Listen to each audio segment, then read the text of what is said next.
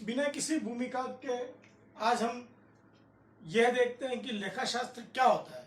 सबसे पहले बात करते हैं कि जिस विषय को हम पढ़ने जा रहे हैं उसका नाम है अकाउंटेंसी। इसे हिंदी में लेखा शास्त्र कहा जाता है। लेखा शास्त्र एक विषय है। इसके समकक्ष और भी शब्द होते हैं जो हम आगे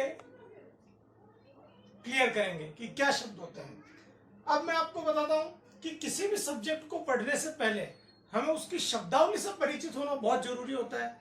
लेखा शास्त्र एक ऐसा सब्जेक्ट है जो कक्षा 10 तक विद्यार्थी नहीं पढ़ता है, उसके टच में नहीं आता है। तो हम ये चाह रहे हैं कि जो विद्यार्थी कक्षा 10 का एग्जाम पास किया है और वो 11वीं में कॉमर्स लेना चाहते हैं तो उन्हें लेखा शास्त्र से संबंधित शब्दावली से परिचय करवाया जाए ताकि वे इस सब्जेक्ट को अच्छी तरह से समझ सके। मैंने प्रयास किया है कि ये शब्दावली बहुत ही सरल भाषा में हो। तो सबसे पहले हम बात करते हैं। पहला शब्द जो इसका होता है वो है ट्रांजैक्शन। ट्रांजैक्शन का अर्थ होता है लेन देन हिंदी में। इसे हम व्यवहार भी कहते हैं। लेन देन, जैसा कि आपको पता है कि लेन देन इन दो शब्दों से हमें यह ज्ञात होता है कि प्रत्येक लेन देन में दो पक्ष होना जरूरी है। साधारण तौर पर हम लेन देन शब्द का प्रयोग किसी भी प्रकार के लेन देन के लिए करते हैं, लेकिन लेखा शास्त्र में लेन देन शब्द का प्रयोग विशेष अर्थ में प्रयोग होता है।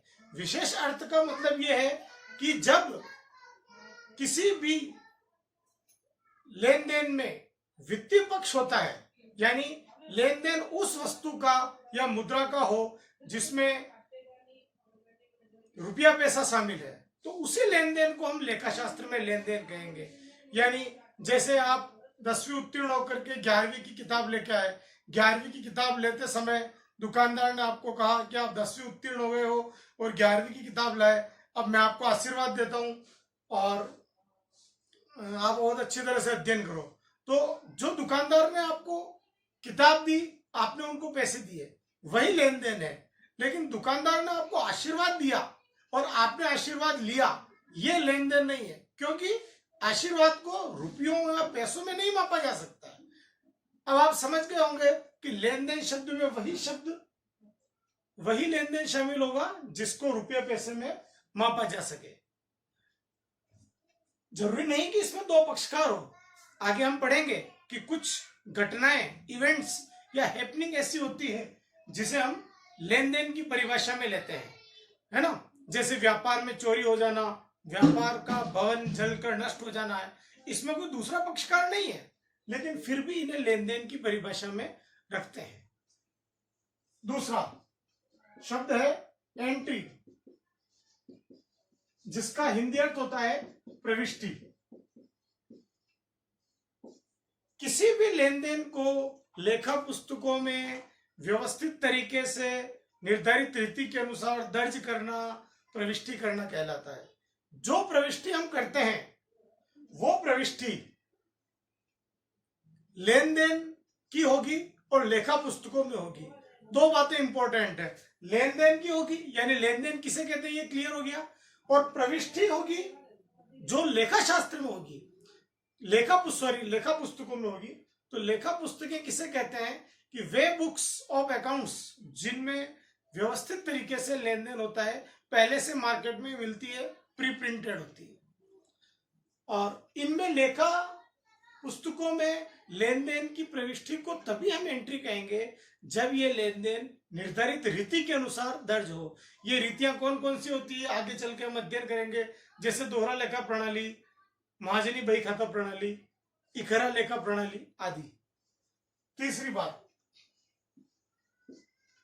बात जो महत्वपूर्ण है वो हम बात करते हैं माल की, जिसे अंग्रेजी में कहा जाता है गुड्स। माल या गुड्स वो वस्तु जिसका व्यापारी लेन देन करता है, यानी जो व्यापारी ने खरीदी ही इसलिए है कि उसको बेच करके लाभ कमाया जाए, उसे हम गुड्स कहेंगे। एक व्यापारी के दुकान पर दो प्रकार की वस्तुएं होती है। पहले प्रकार की वस्तुएं वो होती है जिसको उसे बेचना नहीं है, जैसे पंखा अपने उपयोग के लिए, जो कंप्यूटर है, जो फर्नीचर है, वो ये सब चीजें वो इसलिए लाया कि उसका व्यापार अच्छी तरह से चले। उसका उद्देश्य यह नहीं था कि इन्हें बेचा जाए, है ना, इसका उद्देश्य बेच करके लाभ कमाना नहीं था। लेकिन दूसरी तरफ कुछ वस्तुएं वो होती है जिसका वो व्यापारी है, यानी अगर कपड़े का व्यापारी है तो कपड़ा उसके लिए गुड्स कहलाएगी, यानी फर्नीचर का व्यापारी है तो फर्नीचर के व्यापारी के लिए फर्नीचर गुड्स है, कंप्यूटर का व्यापारी है तो कंप्यूटर व्यापारी के लिए कंप्यूटर गुड्स है। लेकिन कंप्यूटर के व्यापारी के लिए कंप्यूटर गुड्स है, लेकिन वही कंप्यूटर फर्नीचर के व्यापारी के लिए संपत्ति कहलाएगा। ठीक इसी प्रकार से फर्नीचर के व्यापारी के लिए फर्नीचर गुड्स है, लेकिन वही फर्नीचर कंप्यूटर के व्यापारी के लिए संपत्ति कहलाएगा। तो संपत्ति वो होती है जो व्यापार को चलाने बढ़ाने के लिए यूजफुल होती है, और माल वो होता है जो व्यापारी इसलिए खरीदता है ताकि उसको बेच करके लाभ कमाया जा सके। और अगर निर्माता है तो माल उसे भी कहते हैं जिसको वो प्रोसेस करके फिनिश्ड गुड्स में कन्वर्ट करके तैयार माल बना करके बेच देगा, उद्देश्य रखता है।